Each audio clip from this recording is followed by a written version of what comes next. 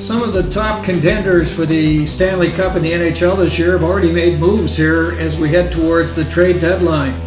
Big announcements last week with Vancouver acquiring Elias Lindholm from Calgary, and then Winnipeg following suit shortly after acquiring Sean Monaghan from the Montreal Canadiens. Both of these guys were highly sought free agents that folks were looking for to kind of complete their rosters as they head towards the playoffs in a Stanley Cup run. But you might be wondering, what about some of these other teams? I wanted to talk a little bit about the Carolina Hurricanes today. The Canes, of course, have been on a run, 12-2-1, and so they're playing extremely well. And you have to expect they've probably got a couple of moves in mind. You know, this is an unusual year for them. They actually have some cap space as they head to the deadline. Courtesy of our friends at Cap Friendly, the Canes are going to have close to $9 million in AAV available, so that's going to be a good situation for them, and that should allow them to make the moves that they want to do to tweak the lineup. I don't see any major moves here. They have not historically done that. You know, if you look back at the last number of years, it's been kind of a tweak here and a tweak there. Last year, Shane Goalie-This was picked up from Arizona. It was a good move. I thought he played well for the Canes. I would have been pleased if they re-signed him, but he moved on to Detroit, and he's having a great season for the Wings. The year before that was Max Domi. That was an interesting one. It was a last-second deal, literally.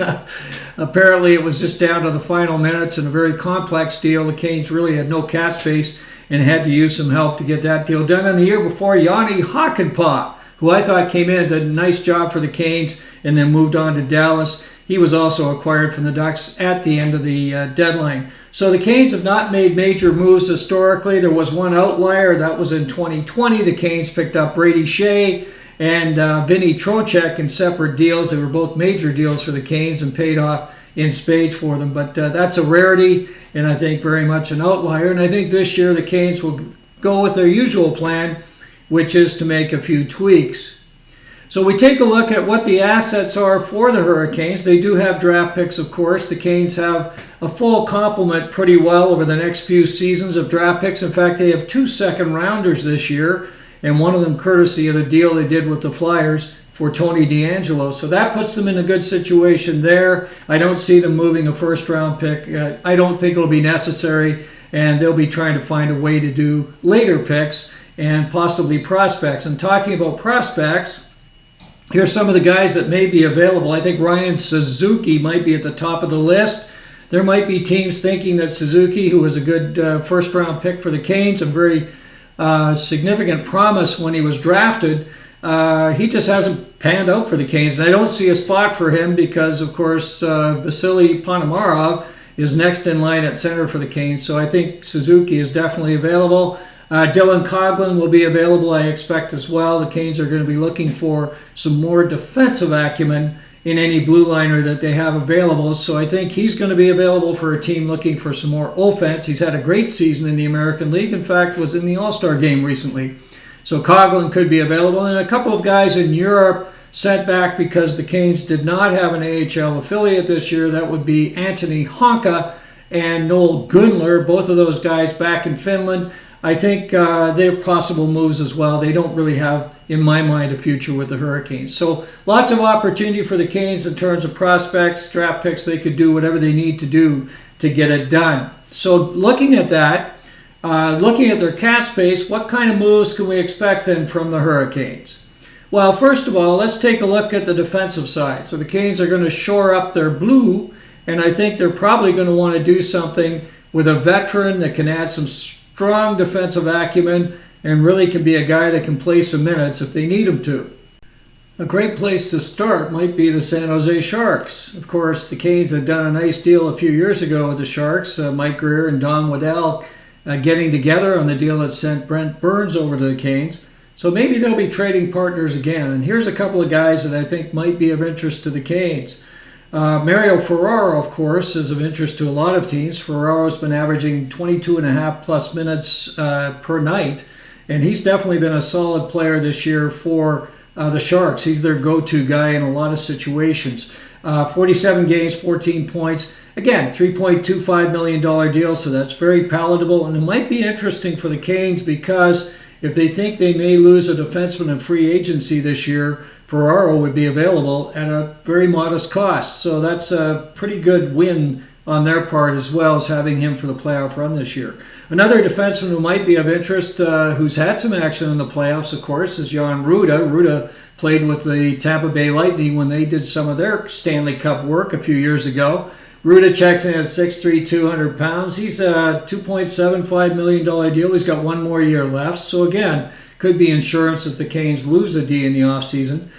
He's a guy that brings solid play back there. He's got 12 points this year, so he brings a bit of offense. And he's been strong defensively as well. He's just minus 11, which doesn't sound that great, but on the Sharks, that's a pretty good number. So Ruda and Ferraro could be of interest to the Hurricanes if they want to go past this year and have some more insurance going forward. A couple of other guys who do have UFA deals this year. Ilya Lyubushkin with the Anaheim Ducks, of course, interest to a lot of folks. He checks in at 6'2", 200. He's a solid defensive defenseman. He plays well in his own zone. He's got a good first pass. I think he's a guy that could help a lot. He's been averaging about 17 minutes a game, $2.75 million, again, very reasonable deal for the Canes. So he's a guy they're going to want to look at. Another guy not quite so expensive with the Hawks is Jared Tenorti. Tenorti checks in at 6'6" and 230. Again, Tenorti's a bit of a journeyman, but he's a guy that could help in a situation. Plays big minutes, 16 minutes plus with the Chicago Blackhawks. So I think he could help. And again, at that low $1.25 million deal, he could be of interest to the Canes. Now, looking up front, the Canes, again, are going to be looking to add some pieces. I don't think they're expecting anything major here. For sure, they want some depth. And a guy that could help, again, a Shark involved in this could be Luke Kunin. Kunin, of course, was 15th overall in 2016 with the Minnesota Wild. He had a lot of promise with them. Looked pretty good his first couple of seasons, but has not been quite so strong recently. Of course, this year, just 6 goals so far, so the offense is slow in coming. But he's a good, solid defensive player. He can play center in the wing. Very flexible up front. He can play on any line. So I think he's a guy that could be of interest definitely to the Hurricanes. Checks in at 6 foot, 200 pounds. So again, brings a little bit of size. Another guy that could help up front is veteran Sam Carrick over in Anaheim. Carrick, a little bit more of an edge to his game. He likes to get in and shake things up. We've seen that in a number of games with the Canes. Carrick checks in at 6 feet, 200 pounds. So again, a solid player up front, can play center in the wing. Pretty good in the face-off dot.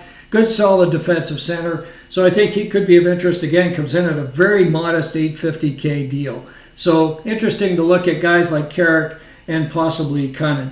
Now, if the Canes decide they want to go big up front and there is a player that's available that they might look at, you've got Tarasenko with the Senators. You might have Patrick Kane with Detroit, depending on what happens with the Wings. Another guy with the Sharks that might be of interest is Mikael Granlund. He's having an excellent season with the Sharks this year. So lots of players that might be available. Again, I think the Canes are going to go modest up front. And to wrap it up, I thought we'd take a look at goaltending. Of course, it's going to revolve around what happens with Freddie Andersen. Andersen went out with a blood clot issue a couple of months ago, but recently was cleared to get back on ice. This is big news for the Canes. Freddie, of course, was outstanding in the playoffs last year, and if Freddie can return right now, that'd be like getting a goaltender at the deadline. So this is exciting news for the Canes. And depending on Freddie's health, we'll see what happens from there. Of course, the Canes do have 3 goaltenders in camp right now. That would be Pyotr Kochetkov, who just came back from his concussion injury and is ready to go. He was playing great hockey when he went down previously. Antti Raanta, who's been carrying the bulk of the load recently, has been playing very, very well. Raanta started the season slow, but boy, he's been on a roll lately. And Raanta, again, is the veteran that through the last couple of years has made a big difference for the Hurricanes as well. And then they've got Spencer Martin. He was picked up on waivers from Columbus, played great in his first game, beating the Bruins. So we'll have to see what Spencer can do as well. So the Canes very deep in goal. If Freddie returns, I think they're pretty well set, and we'll see how that goes. Now, if Freddie does not return, the Canes may choose to pick somebody up. A couple of guys they might want to look at are Kaapo Kähkönen with the Sharks, and of course, former Cane, James Reimer. Now, Kähkönen is a goaltender of interest to a lot of teams. He's having a great season with the Sharks.